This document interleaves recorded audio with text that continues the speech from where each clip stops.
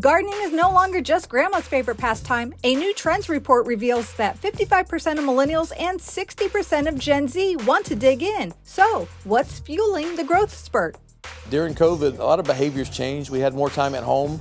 A lot of people were picking up hobbies that they normally wouldn't do. Gardening is just happens to be one of those. It's obviously food and everything was getting a little tight at the supermarket. Now you're starting to see inflation go up.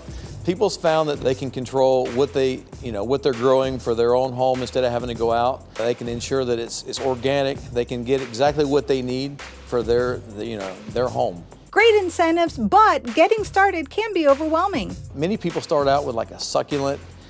Maybe they want to add a little bit of color to their front porch. They do something small. Next thing you know, they achieve that. The following year, they want to do a little bit more. Then they'll work their way up to a raised bed. And then they're like, hey, you know what? I think I'd like to maybe start growing my own herbs and tomatoes out in my garden.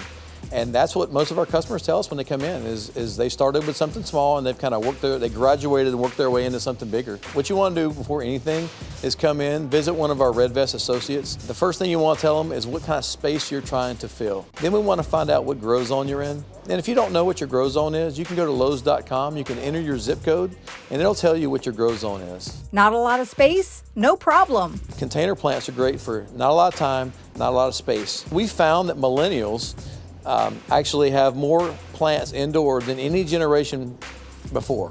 So they've really taken advantage of not having a lot of space. And if time is an issue, look for low maintenance options. You can buy a succulent. You don't have to water it. It don't need daily care. It's something that can go into a windowsill. It can go on a desk at work.